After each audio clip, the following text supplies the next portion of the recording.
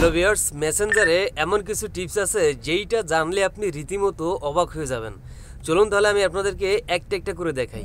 Number ওয়ানে যে সেটিংসটা আমি আপনাদেরকে দেখাবো সেটা হচ্ছে, আপনি যখন মেসেঞ্জারে কারোর সাথে চ্যাট করছেন তখন আপনি কোনো কিছু টাইপ করলে দেখবেন নিচের দিকে 3টা ডট দেখা যায়, যা বোঝায় যে আপনি কিছু টাইপ করছেন। আপনি যদি মনে করেন যে এই অপশনটা আপনি বন্ধ করে রাখবেন, তাহলে এটা আপনি বন্ধ করে রাখতে পারেন। এর জন্য আপনি যার সাথে চ্যাট করছেন তার প্রোফাইলে যাবেন, তারপর উপরে ডান পাশে দেখতে পারবেন একটা আই বাটন আছে, আই বাটনে ক্লিক করবেন।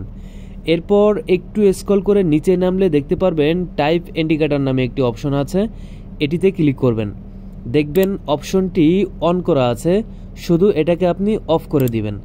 এখন থেকে আপনি যখন তার সাথে চ্যাট করার সময় কিছু টাইপ করবেন তখন সে আর বুঝতে পারবে না যে আপনি কিছু লিখছেন।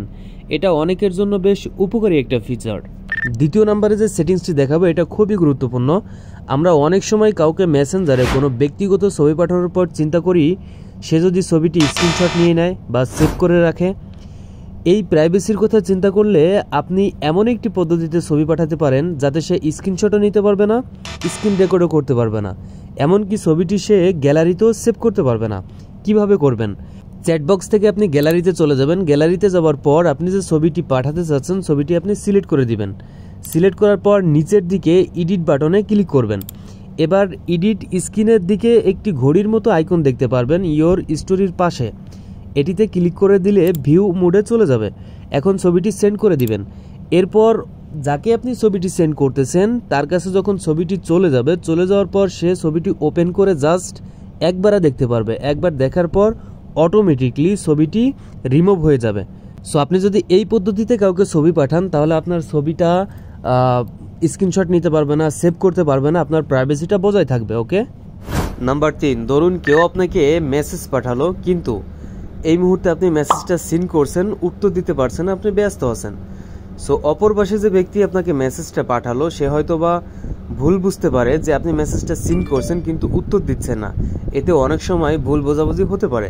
তো আপনি চাইলে এই সমস্যা থেকে আপনি সমাধান পেতে পারেন। সেটি কিভাবে? আপনি যার সাথে কথা বলছেন মেসেঞ্জারে, তার মেসেঞ্জারের যে প্রোফাইলটা আছে প্রোফাইলে যাবেন। প্রোফাইলে গিয়ে উপরে দেখতে পারবেন একটা আই বাটন আছে, আই বাটনে গিয়ে এই অপশনটুকু আপনি বন্ধ করে রাখতে পারেন।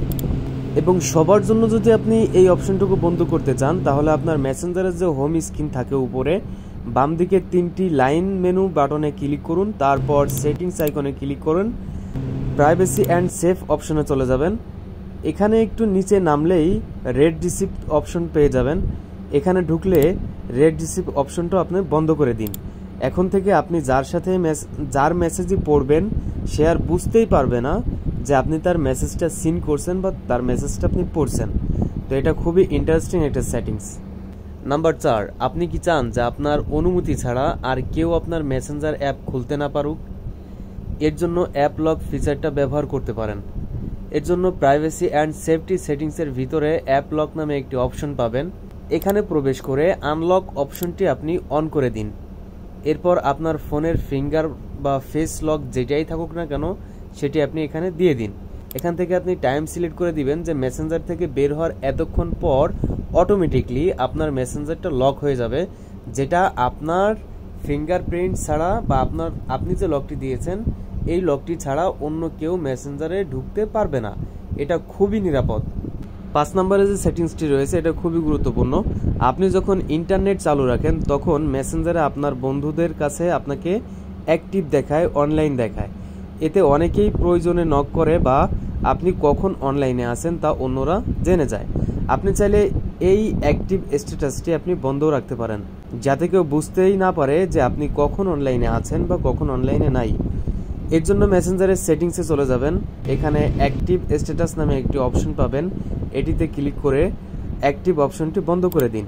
এটি আপনাকে কিছুক্ষণের জন্য নাকি স্থায়ীভাবে বন্ধ করতে চাচ্ছেন সেটি এখান থেকে অ্যাক্সেস দিতে বলছে। আপনি চাইলে এখান থেকে অ্যাক্সেসটা দিয়ে দিতে পারেন আপনার পছন্দ অনুযায়ী, যে আপনি কিছুক্ষণের জন্য এটা বন্ধ রাখবেন নাকি আপনি অনেক সময়ের জন্য বন্ধ রাখবেন। ওকে। সো গাইস, এই ট্রিক্সগুলোর মধ্যে কোনটি আপনি প্রথমবারের মতো জানলেন তা কমেন্টস বক্সে জানাতে পারেন। আজকের মতো আমি শেখ সাদি বিদায় নিচ্ছি এখানেই। এরকম প্রয়োজনীয় ট্রিক্স নিয়ে আবারও দেখা হবে নতুন কোনো ভিডিওতে। আল্লাহ হাফেজ।